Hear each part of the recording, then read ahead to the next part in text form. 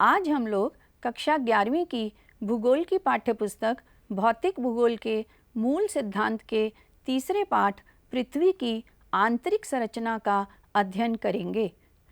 पृथ्वी की आंतरिक परिस्थितियों के कारण यह संभव नहीं है कि कोई पृथ्वी के केंद्र तक पहुंचकर वहां के पदार्थ का कुछ नमूना प्राप्त कर सके, परंतु ऐसी परिस्थितियों में भी वैज्ञानिक हमें यह बताने में सक्षम हुए हैं कि पृथ्वी की आंतरिक संरचना कैसी है और इतनी गहराई पर किस तरह के पदार्थ पाए जाते हैं।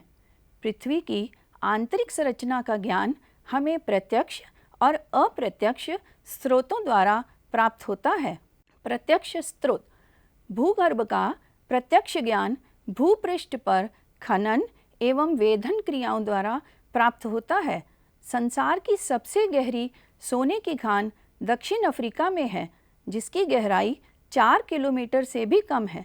इससे अधिक गहराई में जा पाना असंभव है, क्योंकि उतनी गहराई तक तापमान बहुत अधिक होता है। खनन के अतिरिक्त पृथ्वी की आंतरिक स्थिति को जानने के लिए वैज्ञानिक 2 परियोजनाओं पर काम कर रहे हैं। ये है गहरे समुद्र में प्रवेधन परियोजना और समन्वित महासागरीय प्रवेधन परियोजना। सबसे गहरा प्रवेधन आर्कटिक महासागर में 12 किलोमीटर की गहराई तक किया गया है, जो कोला क्षेत्र में है। इससे प्राप्त पदार्थों के विश्लेषण से हमें पृथ्वी की आंतरिक संरचना से संबंधित असाधारण जानकारी प्राप्त हुई है। ज्वालामुखी उद्गार से प्राप्त लावा भी प्रत्यक्ष जानकारी का एक अन्य स्रोत है। अप्रत्यक्ष स्रोत: बच्चों, अभी तक हमने यह जान लिया है कि पृथ्वी के आंतरिक भाग में ना तो कोई पहुंच सका है और ना पहुंच सकता है। पृथ्वी की आंतरिक संरचना के विषय में हमारी अधिकतर जानकारी अप्रत्यक्ष वैज्ञानिक प्रमाणों से ही मिलती है। इन प्रमाणों को निम्नलिखित वर्गों में विभक्त किया गया है। पहला, तापमान पर आधारित प्रमाण। दूसरा, दबाव पर आधारित प्रमाण। तीसरा, घनत्व पर आधारित प्रमाण। चौथा, उल्का पिंडों पर आधारित प्रमाण। पांचवा, भूकंपीय तरंगों पर आधारित प्रमाण।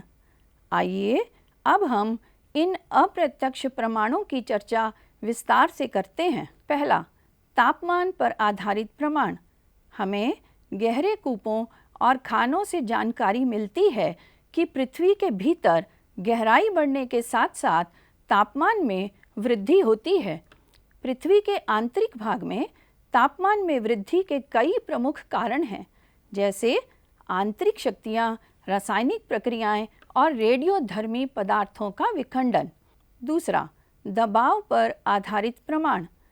कुछ भूवैज्ञानिक मानते हैं कि भूगर्भ में ऊपरी परतों की बहुत अधिक भार के कारण पृथ्वी की सतह से केंद्र की ओर जाने पर दबाव भी निरंतर बढ़ता जाता है, परंतु कुछ वैज्ञानिकों का यह मानना है कि पृथ्वी के आंतरिक भाग में पदार्थ पृथ्वी की उत्पत्ति के समय से ही भारी हैं। केंद्र पर उच्च तापमान होने के कारण यहाँ पाए जाने वाले पदार्थों को द्रव्य रूप में होना स्वाभाविक है, परंतु इस ऊपरी भारी दबाव के कारण यह द्रव्य रूप ठोस का आचरण करता है। तीसरा, घनत्व पर आधारित प्रमाण। प्यारे बच्चों, पृथ्वी की आंतरिक संरचना को समझने के लिए धातु पिघलाने की भट्टी की मदद ली जा सकती है। इस भट्टी में अयस्क के पिघलने पर भारी धातु सबसे नीचे, उसके ऊपर हल्की धातु और सबसे ऊपर सबसे हल्की धातु रहती है। कुछ ऐसा ही पृथ्वी के साथ इसकी तरल अवस्था में हुआ होगा और सबसे भारी पदार्थ क्रोड़ में एकत्र हो गए होंगे, जिसके कारण क्रोड़ का घनत्व ऊपर की परतों से अधिक है। उल्का पिंडों पर आधारित प्रमाण। पृथ्वी की आंतरिक जानकारी का चौथा अप्रत्यक्ष स्रोत उल्काएं हैं, जो कभी कभी धरती पर पहुंचती हैं। उल्का पिंडों की उत्पत्ति भी सौर मंडल के साथ ही हुई। उल्का पिंडों से प्राप्त पदार्थ और उनकी संरचना पृथ्वी से मिलती जुलती है, अतः यह मान लेना तर्कसंगत ही है कि उल्का पिंडों और पृथ्वी का निर्माण एक जैसे पदार्थों से ही हुआ है। भूकंपीय तरंगों पर आधारित प्रमाण। भूकंप विज्ञान की प्रगति और भूकंप तरंगों के अध्ययन द्वारा पृथ्वी के आंतरिक भाग की संरचना का ज्ञान प्राप्त करने में काफ़ी सहयोग मिला है। साधारण भाषा में भूकंप का अर्थ है पृथ्वी का कंपन। भूकंप पृथ्वी के अंदर होने वाली विवर्तनिक हलचलों से उत्पन्न होते हैं। इन हलचलों से पृथ्वी के अंदर तरंगें उत्पन्न होती हैं। भूकंप मापी यंत्र यानी सिस्मोग्राफ सतह पर पहुंचने वाली भूकंप तरंगों को अभिलेखित करता है। भूकंप की तीव्रता को रिक्टर पैमाने पर मापा जाता है। इस पैमाने के अनुसार भूकंप की तीव्रता 0 से 10 तक होती है। आघात की तीव्रता या गहनता को इटली के भूकंप वैज्ञानिक मरकैली के नाम पर जाना जाता है। इसकी गहनता 1 से 12 तक होती है। आघात की गहनता भूकंपीय झटकों से हुई प्रत्यक्ष हानि द्वारा निर्धारित की जाती है। पृथ्वी के अंदर जहाँ से भूकंप की तरंगों का उद्गम होता है, वह स्थान भूकंप का उद्गम केंद्र कहलाता है। इसे अवकेंद्र भी कहा जाता है। भूतल पर वह बिंदु जो उद्गम केंद्र के ठीक ऊपर अर्थात 90 डिग्री के कोण पर होता है, अधिकेंद्र कहलाता है। भूकंपीय तरंगें 2 प्रकार की होती हैं, भूगर्भीय तरंगें और दूसरा धरातलीय तरंगें। पहला, भूगर्भीय तरंगें। भूगर्भीय तरंगें उद्गम केंद्र से ऊर्जा के मुक्त होने के दौरान पैदा होती हैं और पृथ्वी के अंदरूनी भाग से होकर सभी दिशाओं में आगे बढ़ती हैं। भूगर्भीय तरंगें 2 प्रकार की होती हैं। इन्हें पी तरंगें और एस तरंगें कहा जाता है। पी तरंगें तीव्र गति से चलने वाली तरंगें हैं और धरातल पर सबसे पहले पहुंचती हैं। इन्हें प्राथमिक तरंगें भी कहा जाता है। पी तरंगें ध्वनि तरंगों जैसी होती हैं। ये गैस, तरल और ठोस तीनों प्रकार के पदार्थों से गुजर सकती हैं। पी तरंगों में कंपन की दिशा तरंगों की दिशा के समानांतर होती है। यह शैलों में संकुचन और फैलाव उत्पन्न करती है। एस तरंगों का वेग कम होता है और यह तरंगें धरातल पर पी तरंगों के बाद पहुंचती हैं। इसीलिए इन्हें द्वितीयक तरंगें भी कहा जाता है। यह तरंगें केवल ठोस पदार्थ से ही गुजर सकती हैं। एस तरंगों में कंपन की दिशा तरंगों की दिशा के समकोण होती है, अतः यह जिस पदार्थ से गुजरती हैं उसमें उभार और गर्त बनाती हैं। धरातलीय तरंगें।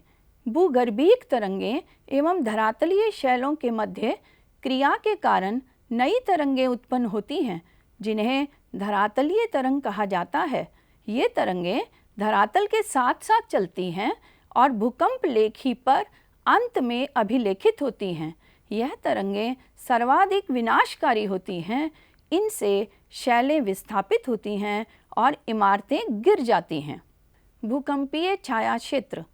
भूकंप लेखी यंत्र पर दूरस्थ स्थानों से पहुंचने वाली भूकंपीय तरंगें अभिलेखित होती हैं। हालांकि कुछ ऐसे क्षेत्र भी होते हैं जहां कोई भी भूकंपीय तरंग अभिलेखित नहीं होती। ऐसे क्षेत्र को भूकंपीय छाया क्षेत्र कहते हैं। एक भूकंप का छाया क्षेत्र दूसरे भूकंप के छाया क्षेत्र से भिन्न होता है। पी तरंगों का छाया क्षेत्र एस तरंगों के छाया क्षेत्र से कम होता है। पी तरंगें केवल 105 डिग्री से 145 डिग्री तक दिखाई नहीं देती, किंतु एस तरंगें तो 105 डिग्री के बाद कहीं भी दिखाई नहीं देती। इसका मतलब यह हुआ कि एस तरंगों का छाया क्षेत्र पी से बड़ा होता है। भूकंप प्रकार। भूकंप की उत्पत्ति के कारकों के आधार पर भूकंप को निम्नलिखित 5 वर्गों में बांटा गया है। पहला, विवर्तनिक भूकंप। दूसरा, ज्वालामुखी भूकंप। तीसरा, नियात भूकंप। चौथा, विस्फोट भूकंप। पांचवा, बांध जनित भूकंप। विवर्तनिक भूकंप। सामान्यतः विवर्तनिक भूकंप ही अधिक आते हैं। यह भूकंप भ्रंश तल के किनारे चट्टानों के सरक जाने के कारण उत्पन्न होते हैं। दूसरा, ज्वालामुखी भूकंप। एक विशिष्ट वर्ग के विवर्तनिक भूकंप को ही ज्वालामुखी भूकंप समझा जाता है। ये भूकंप अधिकांशतः सक्रिय ज्वालामुखी क्षेत्रों तक ही सीमित हैं। नियात भूकंप खनन क्षेत्रों में कभी कभी अत्यधिक खनन कार्य से भूमिगत खानों की छत ढह जाती है, जिससे हल्के झटके महसूस किए जाते हैं। इन्हें नियात भूकंप कहा जाता है। विस्फोट भूकंप कभी कभी परमाणु व रासायनिक विस्फोट से भी भूमि में कंपन होता है। इस तरह के झटकों को विस्फोट भूकंप कहते हैं। बांध जनित भूकंप जो भूकंप बड़े बांध वाले क्षेत्रों में आते हैं उन्हें बांध जनित भूकंप कहा जाता है। भूकंप के प्रभाव भूकंप एक प्राकृतिक आपदा है। इससे होने वाले प्रभाव जो स्थल रूपों पर देखे जा सकते हैं उनमें प्रमुख हैं भूमि का हिलना, धरातलीय विसंगति, भूस्खलन, मृदा द्रवण, धरातल का एक तरफ झुकना तथा हिमस्खलन। आइए अब हम उन प्रभावों को जानें जो किसी क्षेत्र में होने वाली जनधन की हानि से जुड़े हैं। इनमें प्रमुख हैं धरातलीय विस्थापन, बांध व तटबंध के टूटने से बाढ़ का आना, आग लगना, इमारतों का टूटना तथा ढांचों का ध्वस्त होना, वस्तुओं का गिरना तथा सुनामी। पृथ्वी की संरचना। आइए अब हम पृथ्वी की संरचना की चर्चा करते हैं। पृथ्वी मुख्य रूप से 3 परतों से मिलकर बनी है। ये परतें हैं भूपर्पटी, मेंटल और क्रोड। भूपर्पटी यह पृथ्वी की सबसे ऊपरी परत है। ये भारी चट्टानों से बनी है। इसका घनत्व 3 ग्राम प्रति घन सेंटीमीटर है। इसके प्रमुख निर्माणकारी तत्व सिलिका और एल्यूमीनियम हैं, इसलिए इस परत को सियाल भी कहते हैं। भूपर्पटी की औसत मोटाई महासागरों के नीचे 5 किलोमीटर तथा महाद्वीपों के नीचे यह 30 किलोमीटर तक है। हिमालय पर्वत श्रेणियों के नीचे भूपर्पटी की मोटाई 70 किलोमीटर तक है। मेंटल भूपर्पटी के नीचे का भाग मेंटल कहलाता है। यह भाग भूपर्पटी के नीचे से आरंभ होकर 2900 किलोमीटर गहराई तक पाया जाता है। यह परत मुख्यतः सिलिका और मैग्नीशियम से बनी है, इसलिए इस परत को सीमा भी कहते हैं। इसका घनत्व 3.4 ग्राम प्रति घन सेंटीमीटर से अधिक है। मेंटल को 2 वर्गों में बांट सकते हैं, ऊपरी मेंटल और निचला मेंटल। ऊपरी मेंटल को दुर्बलता मंडल भी कहा जाता है और इसका विस्तार 400 किलोमीटर तक आंका गया है। ज्वालामुखी उद्गार के दौरान जो लावा धरातल पर पहुंचता है उसका मुख्य स्रोत यही है। दुर्बलता मंडल के नीचे निचले मंडल का विस्तार है जो ठोस अवस्था में है। भूपर्पटी और ऊपरी मेंटल मिलकर स्थल मंडल कहलाता है। इसकी मोटाई 10 से 200 किलोमीटर के बीच पाई जाती है। क्रोड पृथ्वी के सबसे अधिक गहराई वाली परत को क्रोड कहते हैं। इसका विस्तार 2900 किलोमीटर की गहराई से लेकर पृथ्वी के केंद्र 6370 किलोमीटर तक है। यह भारी पदार्थों मुख्यतः लोहे और निकेल से बना है। इसे नीफे के नाम से भी जाना जाता है। इसका घनत्व 5 से 13 ग्राम प्रति घन सेंटीमीटर के लगभग है। क्रोड के 2 भाग हैं, बाह्य क्रोड और आंतरिक क्रोड। बाह्य क्रोड तरल अवस्था में है जबकि आंतरिक क्रोड ठोस अवस्था में है। ज्वालामुखी ज्वालामुखी भूपर्पटी में वह क्षेत्र या द्वार होता है जिससे तरल चट्टानी पदार्थ, लावा, राख, धूलकण, गैसें जैसे नाइट्रोजन यौगिक, सल्फर यौगिक और कुछ मात्रा में क्लोरीन, हाइड्रोजन व आर्गन आदि निकलकर धरातल पर और वायुमंडल में फैल जाती हैं।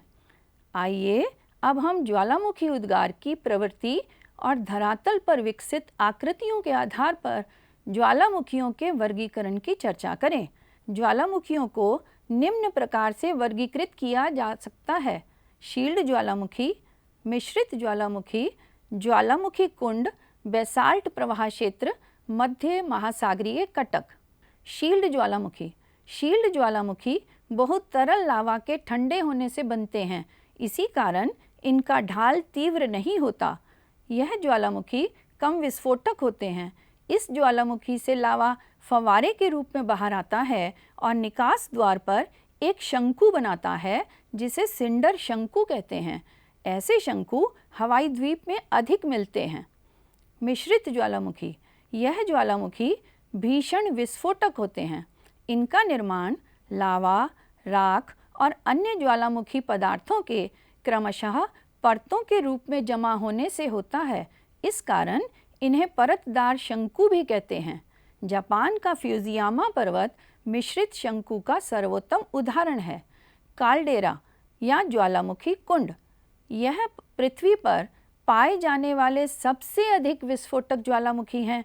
ये इतने विस्फोटक होते हैं कि ऊंचा ढांचा बनाने के बजाय उभरे हुए भाग को ही विस्फोट से उड़ा देते हैं और वहाँ एक बहुत बड़ा गर्त बन जाता है। यही गर्त काल्डेरा कहलाता है। बेसाल्ट प्रवाह क्षेत्र, ये ज्वालामुखी अत्यधिक तरल लावा उगलते हैं जो बहुत दूर तक प्रवाहित होकर धरातल के ऊपर लावा की मोटी परत के रूप में जमा होने लगता है। भारत का दक्कन ट्रैप बेसाल्ट लावा प्रवाह क्षेत्र है। मध्य महासागरीय कटक ज्वालामुखी, इन ज्वालामुखियों का उद्गार महासागरों में होता है। मध्य महासागरीय कटक एक श्रृंखला है जो 70,000 किलोमीटर से अधिक लंबी है। इस कटक के मध्यवर्ती भाग में लगातार उद्गार होता रहता है। ज्वालामुखी द्वारा निर्मित अंतर्वेधी आकृतियाँ, धरातल के नीचे मैग्मा के ठोस हो जाने से जो भू आकृतियाँ बनती हैं उन्हें अंतर्वेदी भू आकृतियाँ कहा जाता है।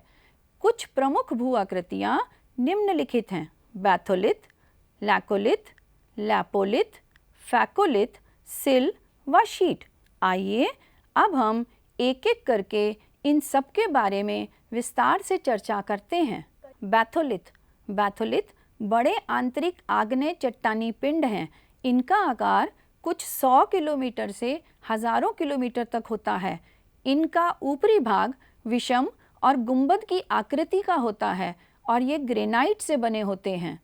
लैकोलिथ, लैकोलिथ बहुत अधिक गहराई में पाए जाने वाले मैग्मा के विस्तृत गुंबदाकार पिंड हैं जिनका तल समतल होता है और एक पाइप नुमा नली द्वारा नीचे से जुड़े होते हैं। लैपोलिथ, जब मैग्मा का जमाव धरातल के नीचे तश्तरी के आकार में होता है तो यह लैपोलिथ कहलाता है।